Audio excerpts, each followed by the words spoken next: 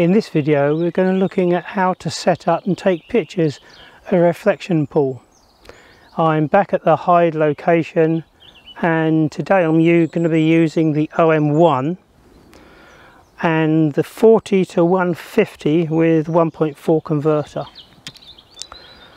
This video is going to be in two sections. The first section is going to be how I actually set a reflection pool up. The second section will be the video and the stills that I've taken.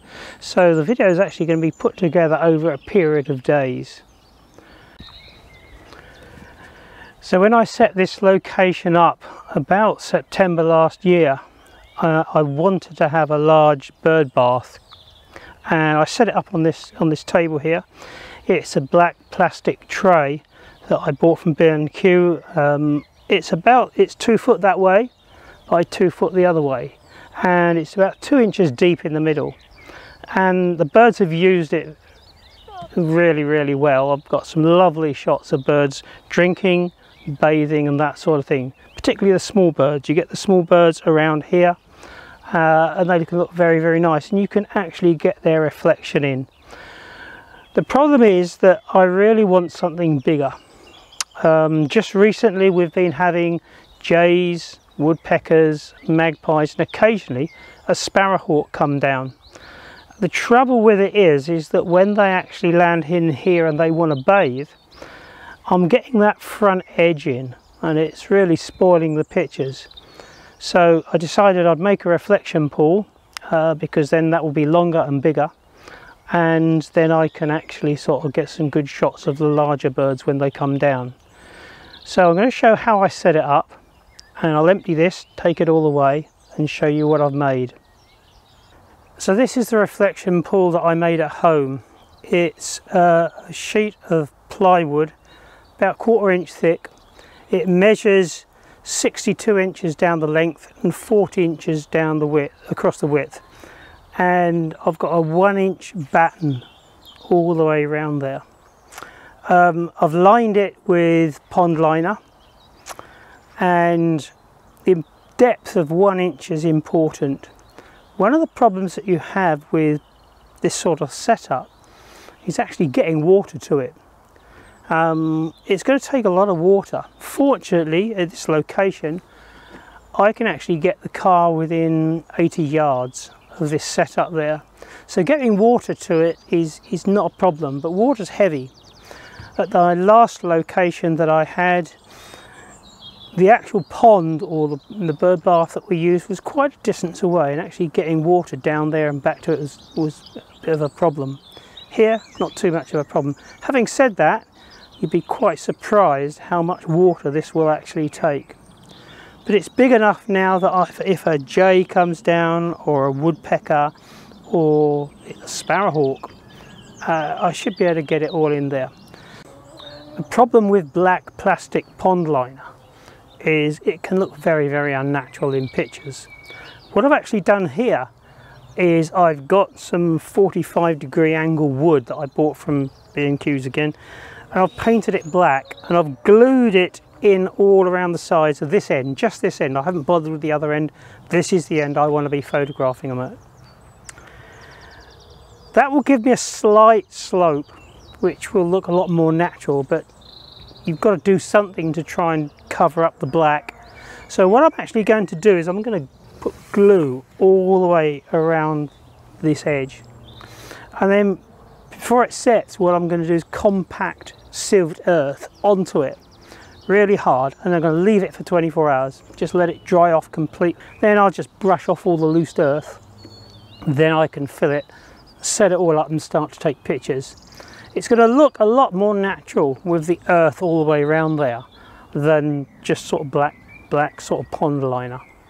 So I'll get on with that and see how we go. So 24 hours on, the reflection pool is looking a lot more realistic.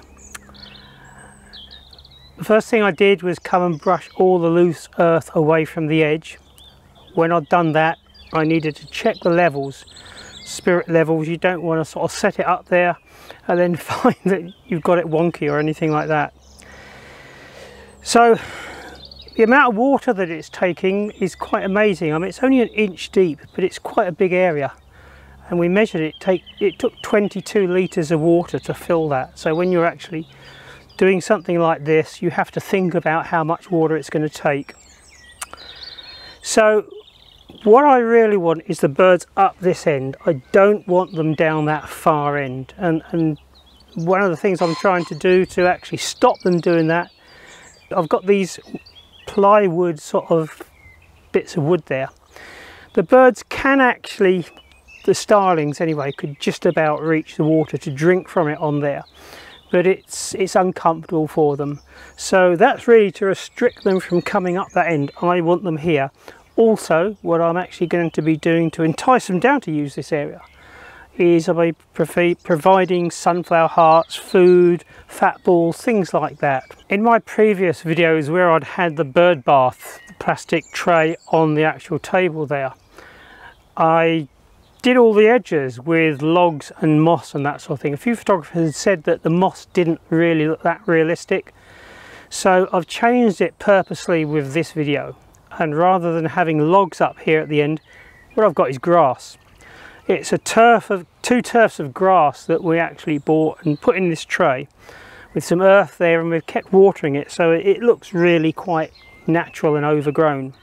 From the viewpoint of the hide, this should look quite attractive and certainly natural. I have got a few logs around the edge, and also to actually get the birds coming here regularly, what I've done is there's a half coconut full of sunflower hearts here, half coconut full of bird paste. I've got niger seed here and fat balls there and more. So it's going to take them a few days to get used to it. It's something new. So that's what I'm actually putting the food in here, and hopefully they should sort of lock onto it and get used to it fairly quickly. And when I get birds here, I should get a nice reflection in the water, even the larger birds. We'll see what comes down, but it'd be nice to get a woodpecker, jay or something like that, but with natural history you just don't know, you just have to accept it. The small birds will look very, very nice here on the edge there anyway. With the grass in the background it should look very, very natural. So now I'll firstly show some stills and then some video taken at the reflection pool. Once I'd set the pool up, I went into the hide to see what birds were coming down. With a new setup, it takes a while for the birds to accept it. So although some birds were coming down for the feed, they tended to keep towards the back of the setup, near the logs that I set behind the grass. Because I was photographing at table level, this enabled me to attain a diffused, natural looking background. I only spent an hour and a half for the first session because it was something new. I felt that it would take the birds a day or so to become comfortable with the new setup. I was really pleased that on this first session I had a great spotted woodpecker turn up. They always say that the photographer who waits the longest gets the best pictures, and just as I was about to pack up and go home, the woodpecker came down.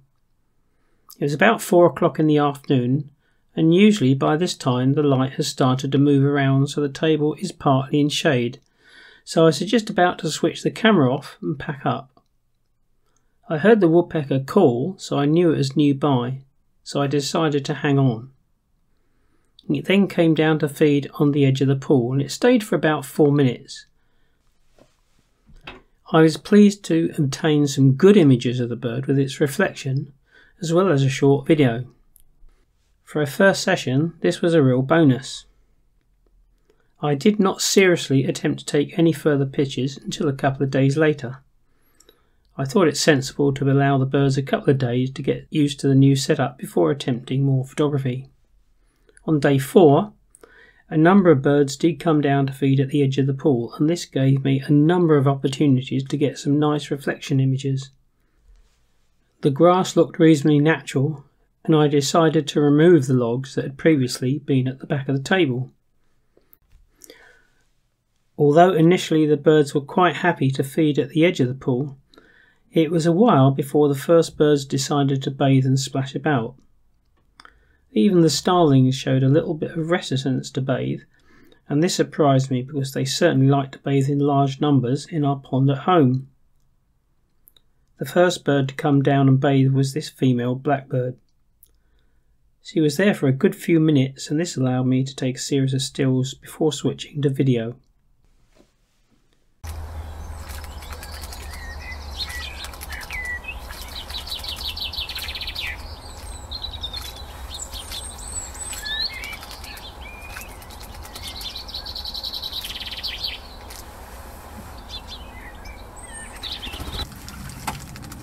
Once the starlings had seen the blackbird confidently bathing, this seemed to be the signal for the starlings to do likewise, and these two spent some time splashing about. Because I had a good range of birds coming down to the pool, this enabled me to get reflection images of magpie, jackdaw, collared dove, and once again spotted woodpecker. All the video clips were taken at around normal speed at 4K 60 frames a second, and then slowed down in post-production to give a more natural feel.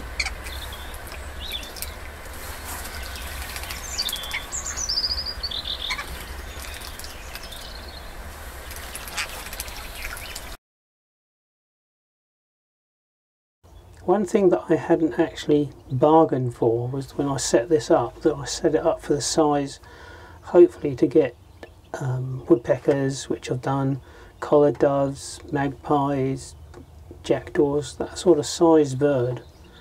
What I hadn't taken into the equation was that I've actually been having male and female pheasant actually up on the end of the reflection pool, and they're too big to get the reflection and the bird in. So it's back to the drawing board for that one, but I didn't really have them as a target species. Although there's the pheasant there. Although I started off initially using the 40 to 150 with a 1.4 on, I've actually gone on to using the 100 to 400 zoom. I don't actually have this lens, I've borrowed it from a friend, but certainly in a hide setup a zoom is far better than a fixed focal length lens. And the light's been good today, so even when I'm zooming fully out to 400 at 6.3, I'm still getting easily fast enough shutter speed. So what I tried differently today was to actually not put so much water in the reflection pool, so it's a bit shallower. And before I started, I went round all the edge with some wet mud and plastered wet mud all around it. The idea really was that it's a little bit more of a slope to it, and also being a little bit shallower, I'd hoped that it would entice some of the smaller birds, robins, goldfinches, that sort of thing, to actually come in and bathe. Hasn't worked up to now, unfortunately. I think the problem is I'm getting so many starlings coming down here, sometimes 6, 7 at a time, and they're quite bolshy, sort of aggressive birds when you get a group of them, and I think it might be putting the small birds off. Certainly when you have a small bird down there and then the starlings land, small bird flies away straight away. Although the starlings were restricting the small birds from using this drinking pool, they are beautiful birds in their own right, and it's that time of year when they've got young ones to feed, so they are a little bit more aggressive. They certainly flew away quickly when a larger bird like a magpie came down. They certainly didn't like them there. I had hoped that a sparrowhawk would come down and bathe at the pool, but unfortunately it didn't. It did fly through trying to get a starling, but it wasn't successful, but then landed on this post and looked back towards the hide, so that enabled me to get 1 or 2 nice portrait shots of it. I hope you enjoyed the video and found it helpful. Please check out my other YouTube videos and subscribe to my channel to be notified of future uploads. Thanks for watching.